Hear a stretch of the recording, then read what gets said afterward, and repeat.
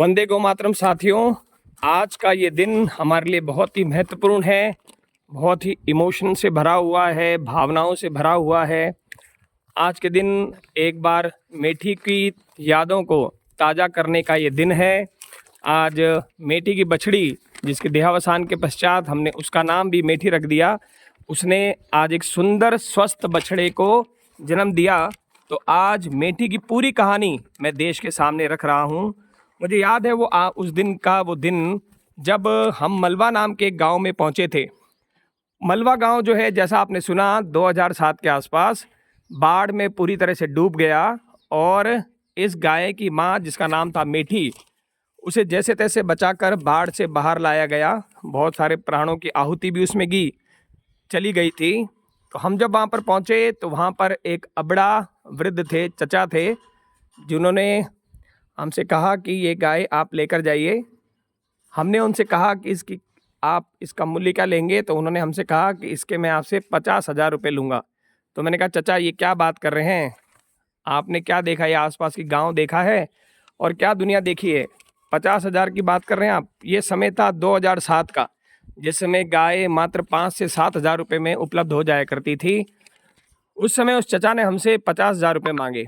तो मैंने उनका उपहास करते जब ये कहा कि आपने क्या देखा है, तो उन्होंने मेरी बात का उत्तर ना देते हुए अपने गांव से 10 किलोमीटर आगे का गांव चलते चलते वो बाड़मेर को पार करके, जैसलमेर पार करके, और उसके बाद पंजाब, उत्तराखंड तक का पूरा हिस्सा, उसके बाद में पुनः नीचे लौटकर उत्तर प्रदेश, और उसके बाद में बिहार, फिर छत्तीसगढ़, और उसके नीचे अगर हम आएँ तो बाद में उड़ीसा, और उड़ीसा से वापस आंध्र प्रदेश, आंध्र प्रदेश से कर्नाटका, कर्नाटका से महाराष्ट्र। इस तरह के सभी 10-10 किलोमीटर के गांव के नाम, शहरों के नाम मुझे गिराने लगे।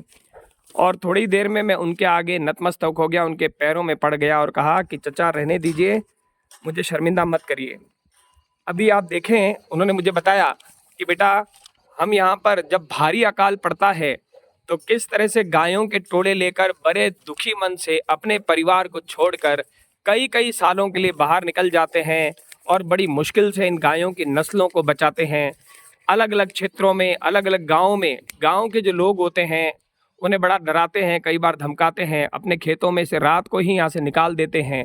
ये दूरस्थ गाँव में, दूरस्थ शहरों में जा जाकर ये बताते हैं कि जंगल में किस तरह से गायें रात को, उड़ीसा जैसे जंगलों में जो पूरा बाघों से, शेरों से जो भरे हुए जो हिस्से हैं, उनके अंदर गायें चारों तरफ एक घेरा बना कर रहती है और किसी भी तरह से, किसी भी प्राणी से उनके ऊपर कोई आक्रमण नहीं करने देती। बड़ा बुरा समय देखकर, बड़ा संघर्षों का, बड़ा कष्टपूर्ण समय देकर उन्होंने बताया कि इस तरह की गायों को उन्होंने बचाया है। और उन्होंने कहा कि शुक्र करो कि मैं एक गाय आपको दे रहा हूँ, क्योंकि इस समय यहाँ पर अकाल का समय है, बाढ़ से हमारे सारे घर जो हैं तितर बितर हो चुके हैं, और आप इस गाय को ले जाइए। बड़े ही भारी मन से वो गाय उन्होंने हमारे साथ विदा करी। और जब वो गाय हमारे साथ आ रही थी तो घर के सभी परिवार के जो सदस्य थे, ना सिर्फ उनके बल्कि गांव के सभी सदस्यों के आंखों में बहुत सारा अश्रु थे। हम जब निकले तो उसके एक हफ्ते बाद से लेकर लगातार फ़ोन आते थे कि हमारी मेठी कैसी है, हमारी मेठी कैसी है। गांव से जब कोई व्यक्ति अपने परिवारजन का इलाज करने जोधपुर आता तो गौ संवर्धन आश्रम मोकलावास आना कभी नहीं भूलता। और वो हमसे, मैं पूछता कैसे आना हुआ, तो बोले मेठी की खबर लेने आए हैं कि मेठी कैसी है। वो हमारे लिए बड़ा ही उत्सव, बहुत ही गौरवमय वो समय होता था। और मेठी, जैसा कि आप जानते हैं कि भारत की सर्वप्रसिद्ध, पूरे देश की लोकप्रिय गाय, जिसने अपने जीवन काल में एक साल का 4,000 से 6,000 लीटर के बीच तक दूध तक भी एक बार वो गई, और दिन का 23 से 24 लीटर दूध वो दिन में दिया करती थी। और मेठी की खास बात ये थी कि मेठी का दूध अगर 3-3:30 बजे तक नहीं निकालते थे तो उसमें से दूध की धाराएं बहकर गिरने लग जाती थी। अभी देखें, ये पहली बार ब्याई है और अभी भी इसके अंदर से कैसे दूध की धाराएं जा रही है। मेठी को अगर हम सुबह जैसे 5 बजे उसके बच्चे को दूध पिलाना, उसके बाद 11 बजे पिलाना, और उसके बाद में वापस 4 से 5 के बीच में उसके दूध बच्चे को पिलाना और उसका दूध निकालना, उसके बावजूद ऐसा होता था कि उसका दूध झरता रहता था। हमें दिन में 4-4 बार उसके बच्चे को दूध पिलाना पड़ता था।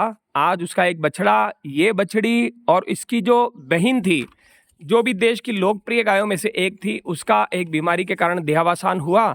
उसकी भी कहानी मैं आपको बताऊंगा कि कैसे यहाँ पर बहुत बड़े पैमाने पर जो कब्जा हो रहा था, उसके छुड़ाने के चक्कर में पुलिस ने मुझे मना किया कि आपको यहाँ नहीं आना है। उस समय मेठी बीमार हुई। हमने बार बार रिक्वेस्ट करी कि गाय बीमार है, लेकिन हमें यहाँ अंदर आने की अनुमति नहीं थी और उस समय मेठी ने अपना शरीर छोड़ा। ये जो मेठी थी, इसको हमें दिन में 4-4 बार इसको जो है अपनी माँ का दूध पिलाना पड़ता था, वरना गाय का दूध झरने लग जाता था। अब ये जैसा हमने 2-4 दिन पहले ही बताया था कि इसने अपने जीवन के 3 वर्ष पूर्व किए हैं। मेठी के बारे में ये बात थी कि जैसे मेठी को हम सुखा सुखा कर तंग आ जाते थे, लेकिन मेठी सूखती नहीं थी। यानी ऐसा कहा जाता है कि जब गाय ब्याने वाली हो, उस समय लगभग 2 महीने गाय को सुखाने का प्रयास करना चाहिए। हम उसका बांटा बंद कर देते, हरा चारा बंद कर देते, हम उसका सूखा चारा भी एकदम कम कर देते, पर मजाल है कि मेठी सूख जाए।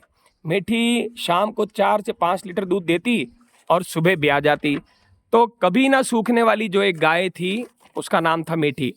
आज इस मेठी की कहानी रखकर आपके सामने मुझे बहुत हर्ष हो रहा है कि इस उत्कृष्ट गोवंश को हमने आप सबके आशीर्वाद से प्राप्त किया। और आज जो है रामनवमी के अवसर पर इसने एक सुंदर स्वस्थ बछड़े को जन्म दिया है। मैं पूरे समाज से एक करबद्ध निवेदन करूंगा कि आप सब आगे आएं, और हम चाहते हैं कि एक भी दिन, एक भी बूंद इस गाय का दूध हम नहीं निकालें। हाँ, बछड़ा थक कर अगर खड़ा हो जाता है, दूध पीने की क्षमता नहीं होती है, तो बात अलग है, उस दिन की बात है। उसके बाद में जो है हम इसको जो है इसका पूरा का पूरा दूध इसको पिलाकर, और जो थोड़ा बहुत दूध अगर फिर भी निकालना पड़ा तो मजबूरीवश निकालेंगे, अन्यथा हम इसको पूरा दूध पिलाएंगे। और निवेदन ये है कि अगर साल भर के बाद में मान लीजिए इसकी माँ का दूध कम पड़ता है, तो हम अन्य गायों का दूध भी लाकर अगर इसको पिलाना पड़ा तो हम इसको पिलाएंगे। और इस राम को, जिस तरह से राम ने 17 लाख वर्ष पूर्व इस देश में कुछ ऐसा किया